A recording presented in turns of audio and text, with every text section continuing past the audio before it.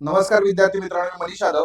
आपल्या mission Maharashtra police या YouTube चॅनलमध्ये आपल्या सर्वांचं मनापासून स्वागत. मित्रांनो, आपला करिअर नावाची सिरीज चालू आहे. त्याच्यामध्ये अतिशय महत्वाचा आजचा हा लेक्चर असणार आहे किंवा हा व्हिडिओ असणार आहे. या व्हिडिओमध्ये आपण मित्रांनो रेल्वे भरती संदर्भात पूर्ण माहिती घेणार आहे की नक्की पात्रता काय आहे, कशा पद्धतीनं स्टेप बाय स्टेप ही परीक्षा घेतली जाणार आहे. म्हणजे पहिलं काय असेल, त्याच्यानंतर काय असेल, 4 स्टेप मध्ये ही परीक्षा होणार आहे.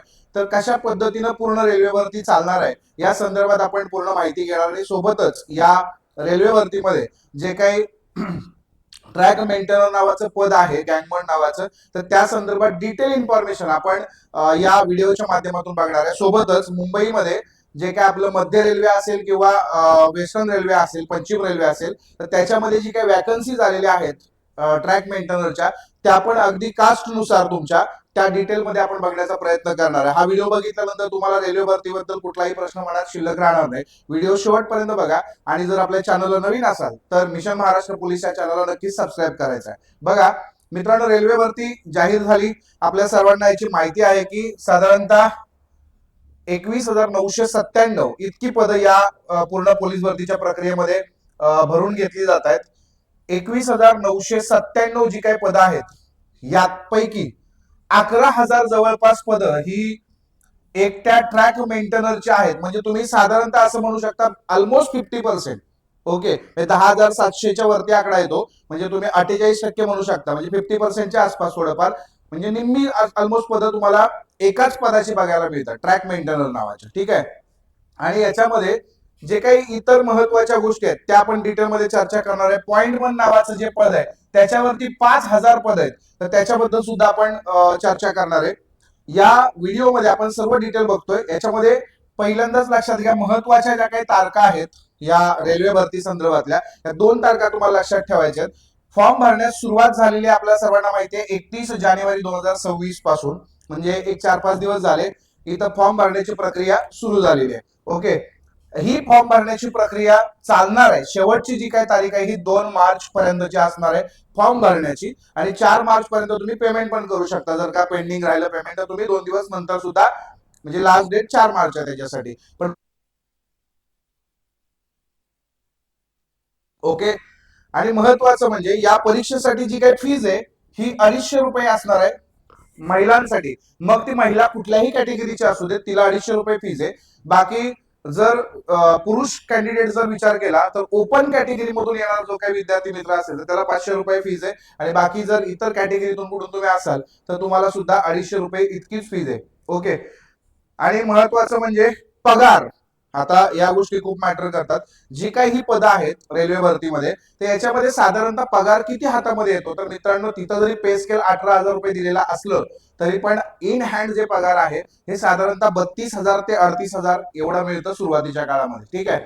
आता याच्याबद्दल आपण डिटेलमध्ये पूर्ण माहिती बघण्याचा प्रयत्न करू. अगदी पोलीस भरती असेल किंवा इतर स्टेट गव्हर्नमेंटच्या काही एक्झाम येतात त्यांना जो पेमेंट असतो त्यापैकी बऱ्यापैकी म्हणू शकता तुम्ही ग्रुप डी साठी.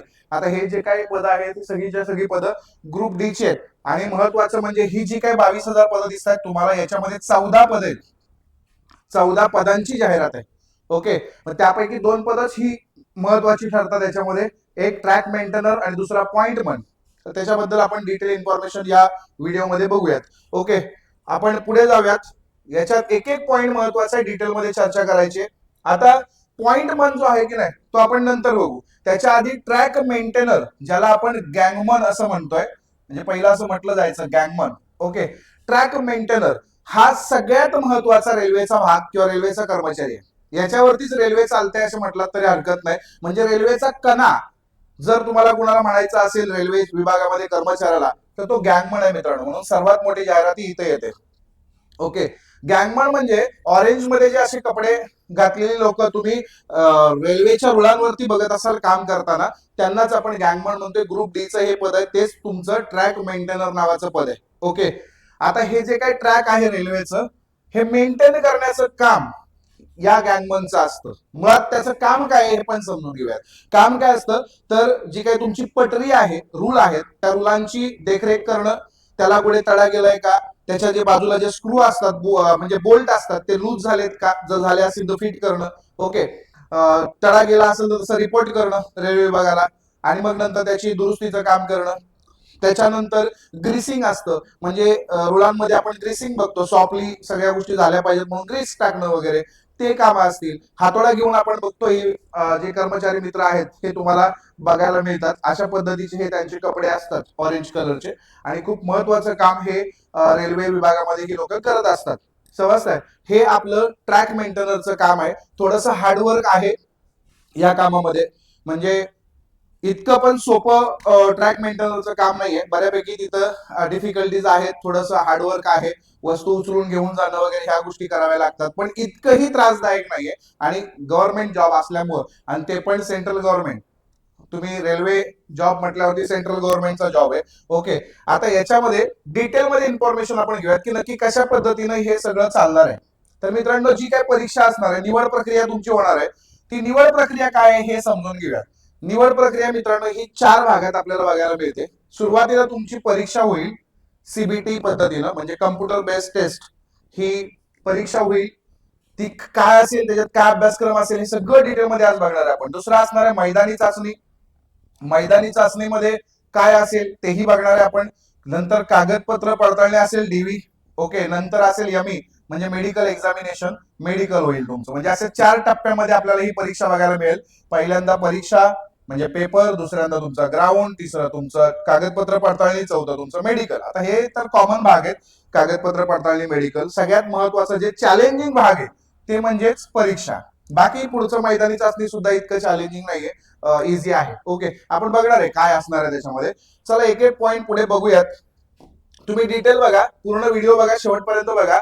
तुम्हाला संपूर्ण माहिती या व्हिडिओच्या माध्यमातून आपल्या 100% घेता येईल. जो तुम्ही इतर स्पर्धा परीक्षांचा महाराष्ट्रामध्ये अभ्यास करत असाल, फॉर एक्झाम्पल पोलीस भरती, तर पोलीस भरती करणाऱ्या विद्यार्थ्याचा जसाच्या तसा सेम सिलेबस हा तुम्हाला या रेल्वे भरतीमध्ये बघायला मिळेल. आणि महत्वाचं म्हणजे मराठीमध्ये तुम्हाला परीक्षा देता येईल रेल्वेची. ओके, तर हे महत्वाचं आहे. बघा ह्या अभ्यासक्रमात नक्की काय आहे, तर अभ्यासक्रमामध्ये कुठले कुठले पॉइंट्स महत्वाचे आहेत बघा.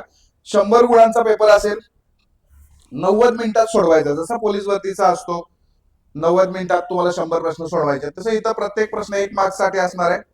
ओके, आता हे जे काही गुणांची विभागणी आहे त्याच्यामध्ये बुद्धिमत्ता चाचणीला सर्वात जास्त इम्पॉर्टंट याच्यामध्ये दिलं जात आहे.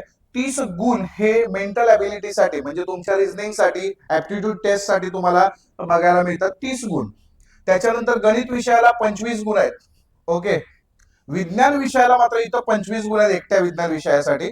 आणि चालू घडामोडी आणि सामान्य अध्ययनाचा इतर छोटा मोठा भाग, असे 20 गुण साधारणतः आपल्याला बघायला मिळतात. असा आपला हा 100 गुणांचा पेपर असणार आहे. आणि मित्रांनो, एक गोष्ट लक्षात घ्या, हा पेपर आपण इतर एक्झाम मध्ये बघतो सेंट्रल गव्हर्नमेंटच्या किंवा इतर स्टेट गव्हर्नमेंटच्या, 100च्या 100 प्रश्न सोडवले चालेल असं नाहीये.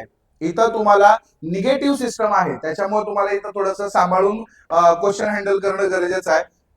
1/3 निगेटिव्ह सिस्टम आहे. 3 चुकले तर 1 बरोबर असणार सुद्धा तुमचा मार्क्स जातो.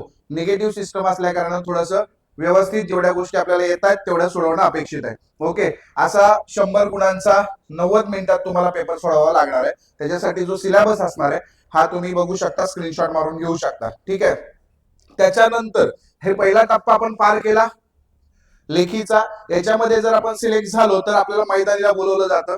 मग त्याच्यामध्ये पीईटी म्हणजे आपलं फिजिकल इफिशियन्सी टेस्ट असते, म्हणजे त्याच्यामध्ये मैदानी चाचणी इन शॉर्ट म्हणून आपण.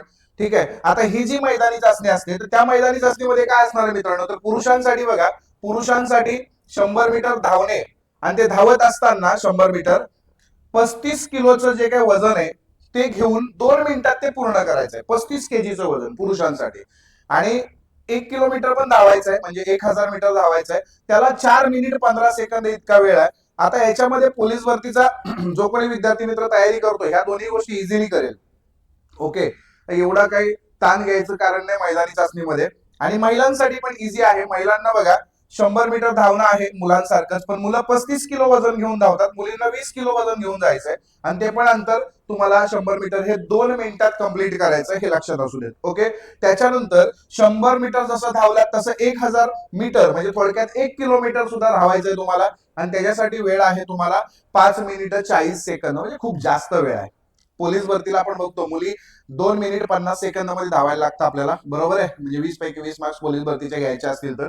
इथं तुम्हाला 5 मिनिट आहेत. 200 मीटर फक्त वाढलेत. 5 मिनिटं 40 सेकंद इतका वेळ आहे. इझिली हे तुम्ही कव्हर करू शकता. म्हणजे फिजिकलला अडचण नाही येणार. तुम्ही लेखीचा अभ्यास जर व्यवस्थित केला आणि लेखीची तयारी जर व्यवस्थित केली तर तुम्हाला 100% त्याच्यामध्ये यश येईल. मित्रांनो, 22,000 जरी फॉर्म असले तरी पण गेल्या वर्षी 32,000 होते, म्हणजे जागा 32,000 होत्या आणि त्यावेळेस 1,08,00,000 फॉर्म आले होते. तर यावेळेला सुद्धा अपेक्षा तशीच आहे. 22,000 जागा आहेत टोटल भारतामध्ये रेल्वे विभागामध्ये. तर त्याच्यामध्ये 1 करोड फॉर्म साधारणतः जाऊ शकतात. पण मुंबईमध्ये आपल्याला कुठे किती जागा आहेत ट्रॅक मेंटेनरच्या त्या सुद्धा आपण पुढे जाऊन बघणार आहे. ओके, आपण त्याच्याबद्दल डिटेलमध्ये जाऊया. म्हणजे पश्चिम रेल्वे जे आहे ते आपण समजून घेण्याचा प्रयत्न करू. मी आता हे जे काय बोलतोय ना, हे स्पेसिफिक ट्रॅक मेंटेनर गनमॅन बद्दल बोलतोय. पॉइंटमन बद्दलचा पुढचा व्हिडिओ मी तुम्हाला नक्की देईन. ठीक आहे, आता फक्त आपण बोलतोय हे पश्चिम रेल्वेच्या जाहिरातीबद्दल बोलतोय आणि ते पण ट्रॅक मेंटेनर म्हणजे गंगमॅन गंगमॅन पदाबद्दलचं बोलतोय. ऑरेंज कलरचे कपडे. ओके, जे आपण रुळावरती काम करणारे कर्मचारी म्हणतोय त्यांच्याबद्दल बोलतोय. ठीक आहे, बघा आता ही जी एकूण जाहिरात आहे पश्चिम रेल्वेची, वेस्टर्न रेल्वेची, ही 1599 ची आहे. किती? 1599, जे 22,000 टोटल. सॉरी, 22,000पैकी 1599 हे गंगमॅनची जाहिरात आहे पश्चिम रेल्वेची, ती पण वेस्टर्न रेल्वे.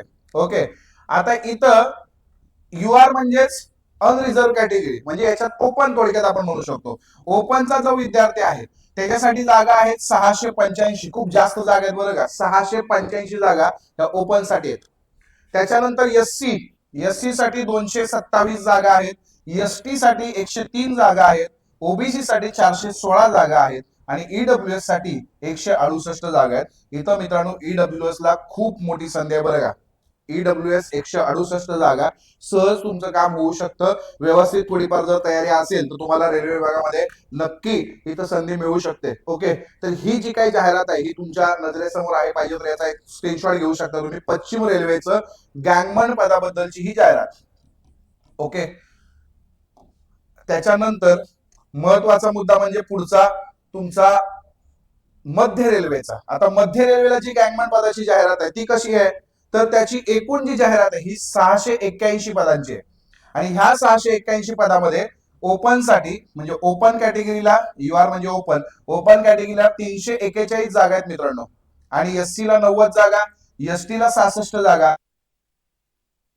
ईडब्ल्यूएस ला 85 जागा. अशा पद्धतीनं जागांचं डिवायडेशन आपल्याला मध्य रेल्वेला म्हणजे थोडक्यात सेंट्रल रेल्वेला बघायला मिळतं.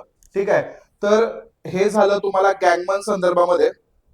ओके, बाकी डिटेलमध्ये जी काही इन्फॉर्मेशन आहे पॉइंट मनची पण मी तुम्हाला नक्की सांगणार आहे. आणि अभ्यासक्रम आपलाच आहे त्याच्यामुळं घाबरण्याचं काहीच कारण नाही. सहज तुम्ही या गोष्टी कव्हर करू शकता. आणि फीज पण इतकी जास्त नाही. आजकाल जे 1,000 रुपये फीजचा पॅटर्न चाललाय की नाही, ते इथं तुम्हाला 500 रुपये फीज आहे ओपन वाल्यांना. त्यातले पण 400 रुपये नंतर मिळणार परत.